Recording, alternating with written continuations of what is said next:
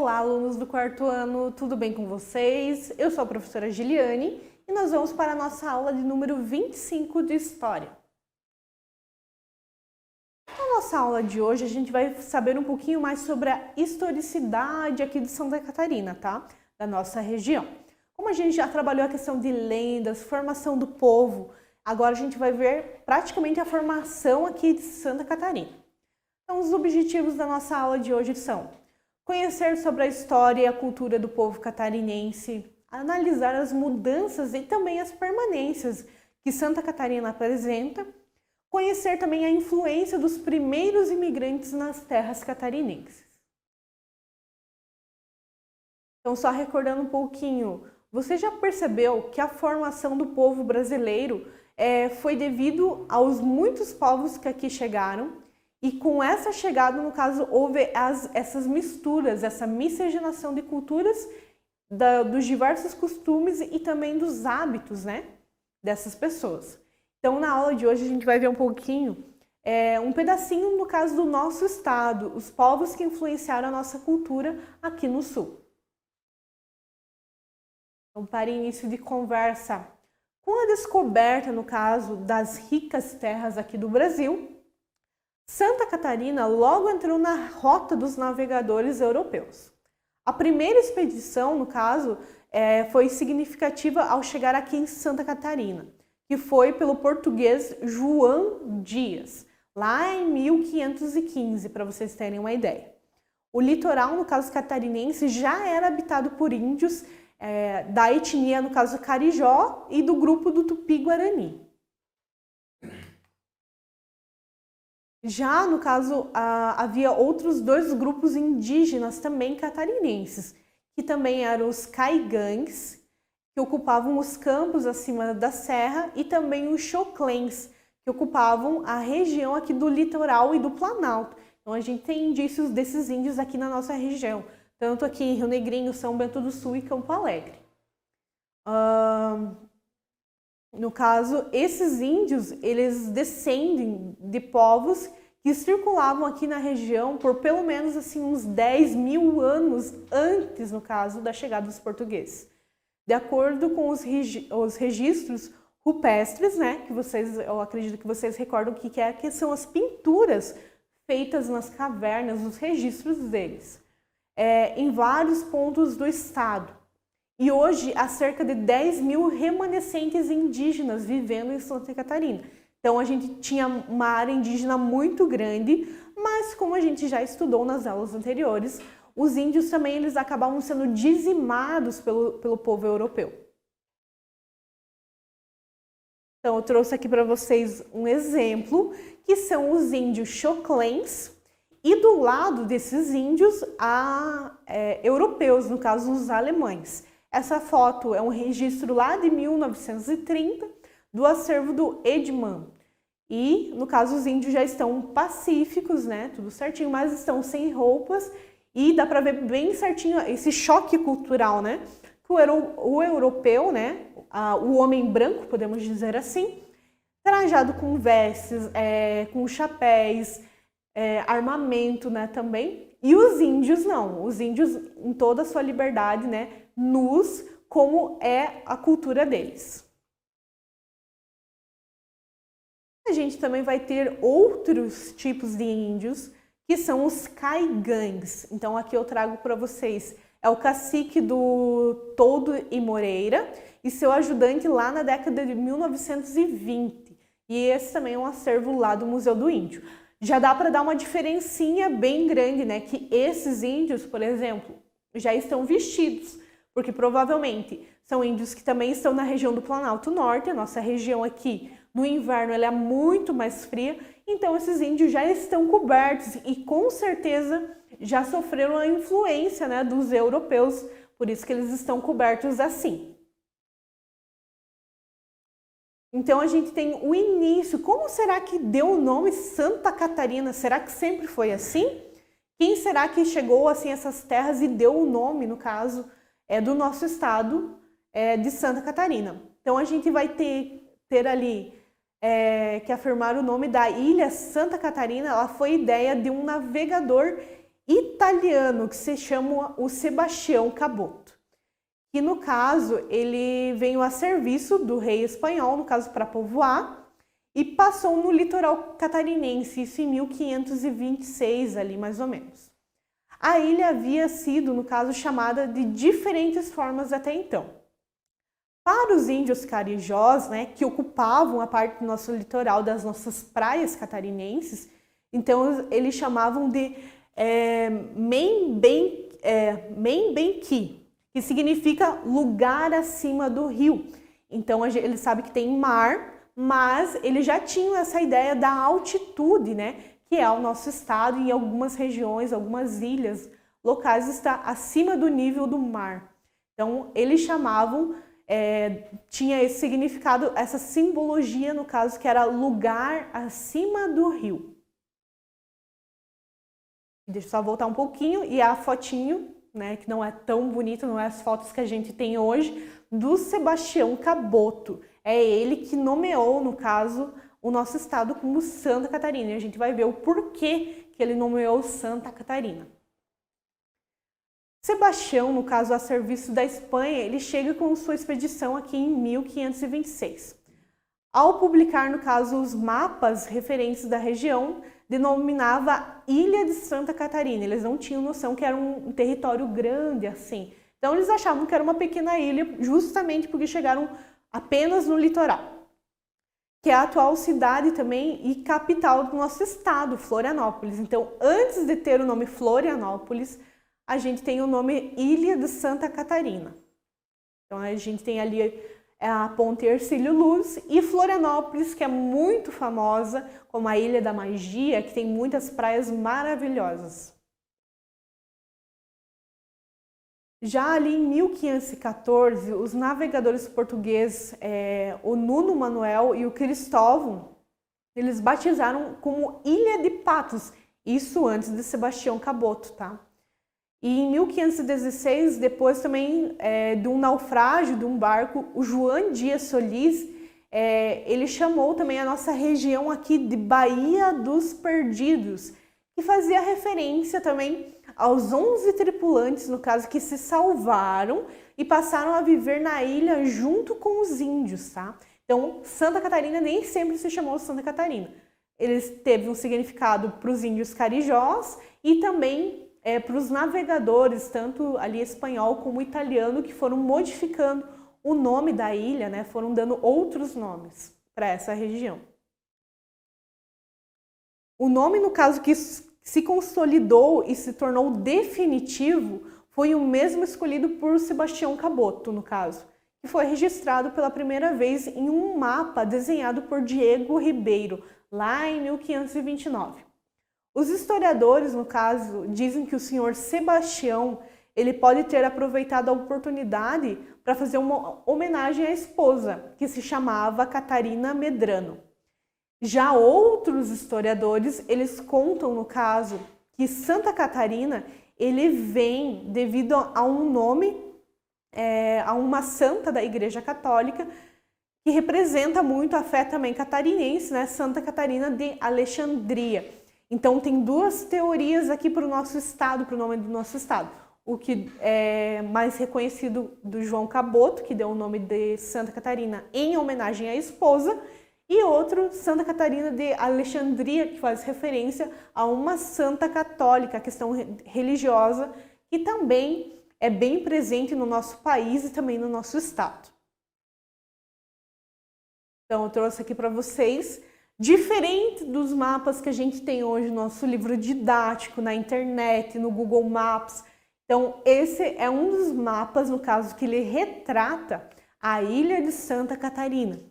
Não é muito parecido com o mapa que a gente tem hoje de Santa Catarina, né? Por exemplo, algumas partezinhas, mas foge muito do que a gente conhece como o estado de Santa Catarina, né? O mapa político de Santa Catarina. E também tem a rota, já tinha a Rosa dos Ventos, né? Então ela era um plano, né? Como se fosse um mapa daquela época lá de 1520, mais ou menos. E também falando um pouquinho mais sobre os povos, né? Como a gente sabe que a grande maioria eram portugueses, mas também tem espanhóis e italianos, a gente vai ter a imigração açoriana. Os açorianos, no caso, também são provindos de uma região que se chama Açores, lá em Portugal.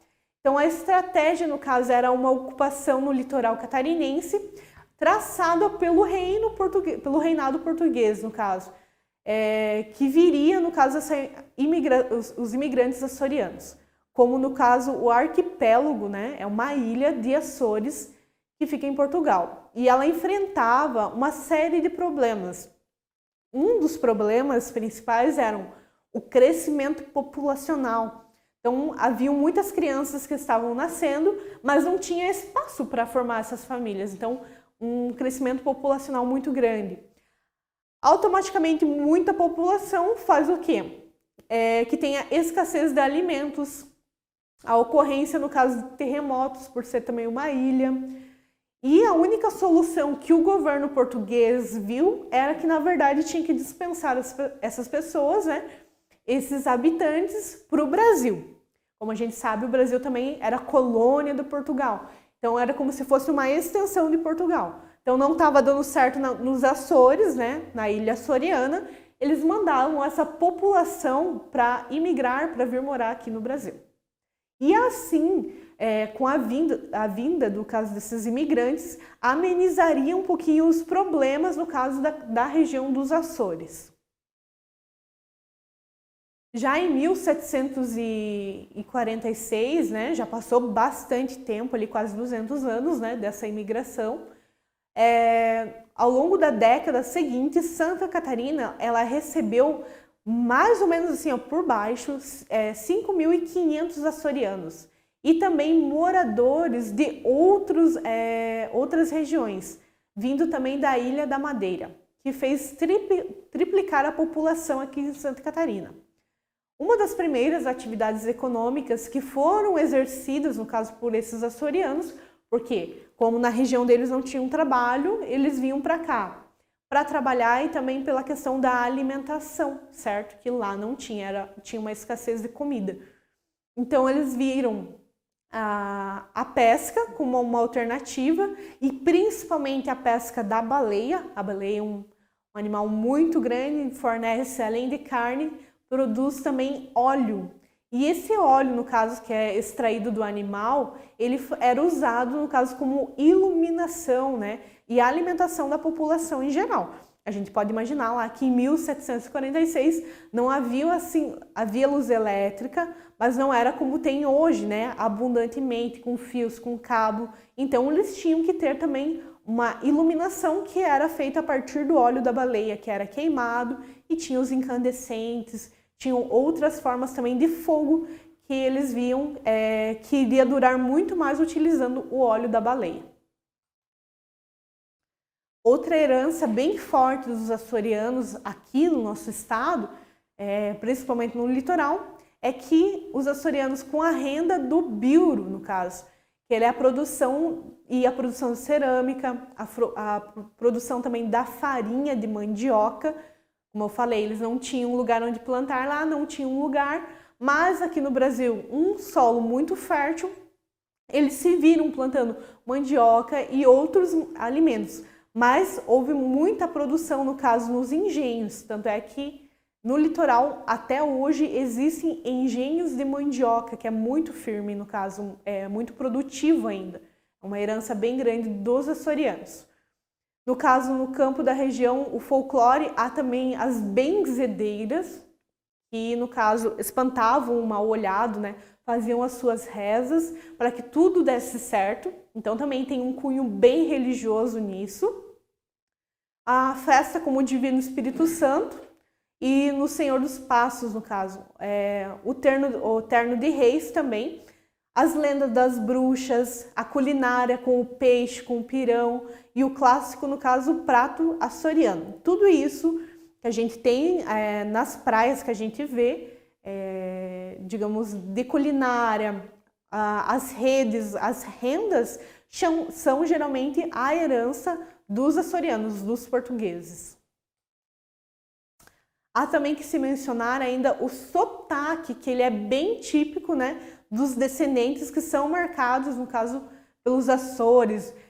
A gente fala manezinho da Índia, né, mas eles falam apressadamente ao falar, e cada palavra ela tem uma sonoridade um pouquinho diferente, por exemplo, de nós que vivemos aqui no Planalto Norte, né? A gente já tem um sotaque um pouquinho mais forte, eles já são um pouquinho mais suave, mas ao mesmo tempo eles falam muito mais rápido, no caso. A arquitetura também ela é marcada pelas casas açorianas, né, pelas pinturas. Então a gente pode ver aqui, além dos trajes típicos, porque eles gostam de coisas coloridas, também a arquitetura, as casas marcadas por plantas, por plantinhas, florzinhas, e também pelos desenhos, contorno por fora das casas. Daí eu falei para vocês o que será que é o biuro, né? O que significa isso? É da cultura açoriana e ele é, no caso, uma arte de um rendado. E ele foi trazido, né, pelos açorianos ali no século XVI, XVII. As mulheres, além, no caso, de fazer os afazeres domésticos, no tempo livre, elas ainda teciam as almofadas de biuro, que no caso eram as rendas que, além de enfeitar a casa, elas também serviam, no caso, como renda para garantir o sustento da família. Então, a mulher, no caso açoriana, já trabalhava para ajudar em casa. Enquanto os maridos, os filhos, né, vizinhos, eles ficavam em alto mar, eles ficavam pescando e às vezes demoravam meses para vir, né, semanas, meses. As mulheres, no caso, faziam essa renda de biuro para ajudar na alimentação das crianças, né, que ficavam em casa, na alimentação delas também. A gente vai ter também outro fator bem importante aqui em Santa Catarina, que é a chegada dos alemães. No caso, a primeira colônia alemã aqui em Santa Catarina, ela foi instalada em São Pedro de Alcântara, lá em 1829. Esse grupo, no caso de pioneiro, eram 523 pessoas que eram vindos da região de Bremen, na Alemanha. No caso, veio um farmacêutico que se chama Hermann Otto Blumenau, por isso que a gente vai ter também a cidade de Blumenau, que veio no Brasil em 1846, contratado, no caso, pela Sociedade de Proteção aos Imigrantes Alemães. Ele veio, no caso, para servir, né, para desenvolver um projeto de colonização na região e que leva, no caso, o nome da cidade de Blumenau. Ele foi um imigrante bem importante na nossa região aqui de Santa Catarina. Então, a gente tem a influência, no caso da arquitetura alemã, a gente tem tanto aqui na cidade de Blumenau, Rio Negrinho, que também tem casarão. Aqui em São Bento do Sul, a nossa própria prefeitura, ela tem influência alemã, né? A arquitetura dela remete às casas da Alemanha.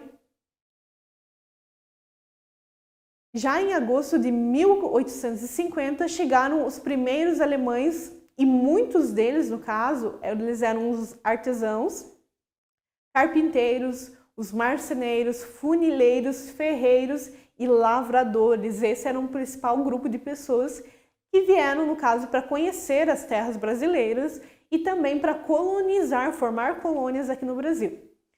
E essa, no caso, seria uma tendência dos grupos seguintes dos colonos alemães. Daí, um pouquinho antes, lá em 1829, a Sociedade Colonizadora de Hamburgo, ela também comprou 81 léguas, no caso da terra de Santa Catarina, que pertence, no caso, a um príncipe francês, que ele se chama François Fernand Philippe. Ele havia, no caso, recebido as terras como um dote para se casar com Francisca.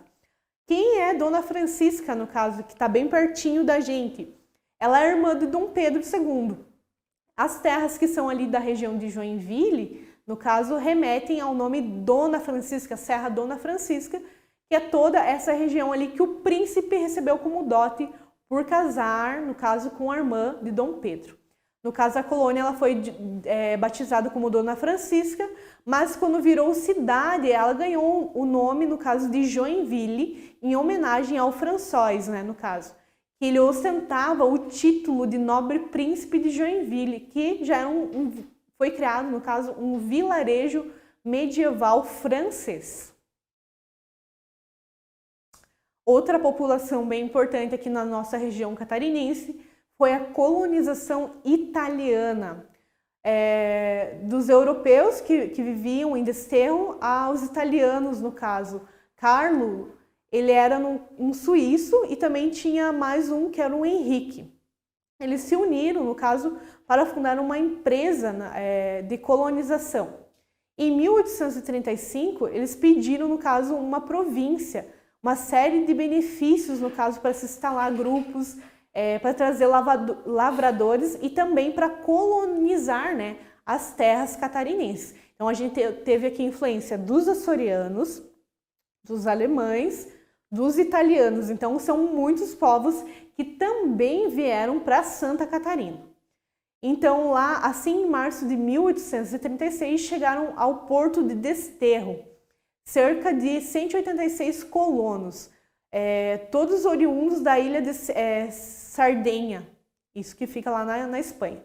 O governo, no caso de Santa Catarina, já tinha um governo que regia leis aqui, não são as leis que a gente tem hoje, mas eles controlavam, né, também a chegada dos imigrantes.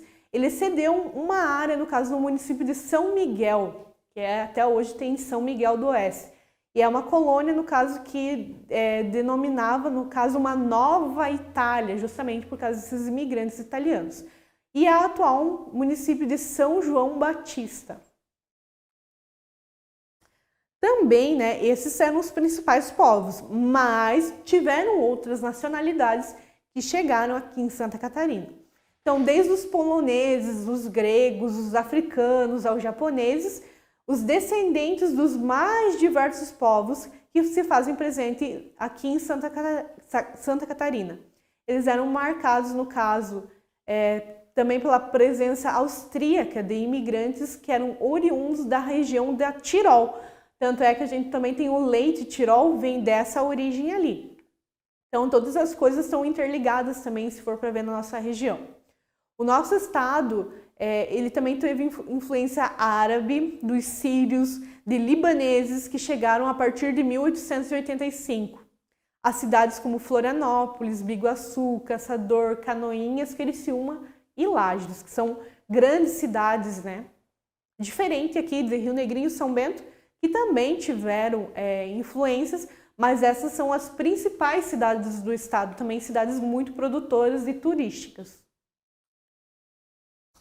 Sobre a influência dos poloneses, no caso, eles se alojavam especificamente no sul, nos vales, nos rios de Uruçanga e também Tubarão e Araraquara, com no caso, maior concentração na cidade de Criciúma e também nos vales do Itajaí, no Vale do Itapucu, no norte das cidades de Mafra, Itaiópolis, Canoinhas e Rio Negrinho.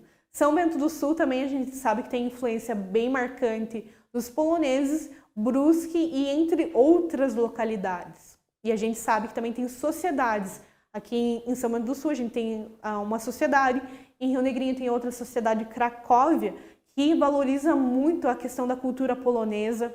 Aqui a gente sabe que tem influência alemã muito forte também, tem uma sociedade que ele preserva os costumes e hábitos que foram trazidos para a nossa região.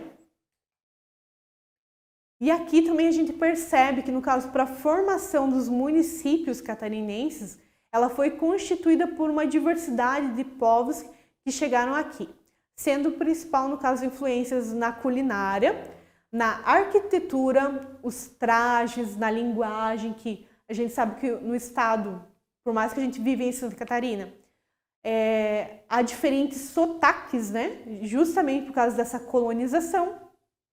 E isso, no caso, torna o nosso estado rico e diversificado em cultura. Então, a gente sabe que vive aqui no norte, tem alguns costumes, e lá na ilha, no caso, ou que seja no litoral catarinense, são outros costumes. E é justamente esses costumes que são originários, no caso dos imigrantes que aqui chegaram e aqui ficaram, né?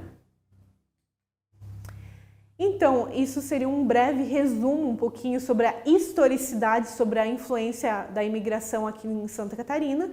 Eu espero que vocês tenham feito algumas anotações e até a próxima aula, pessoal!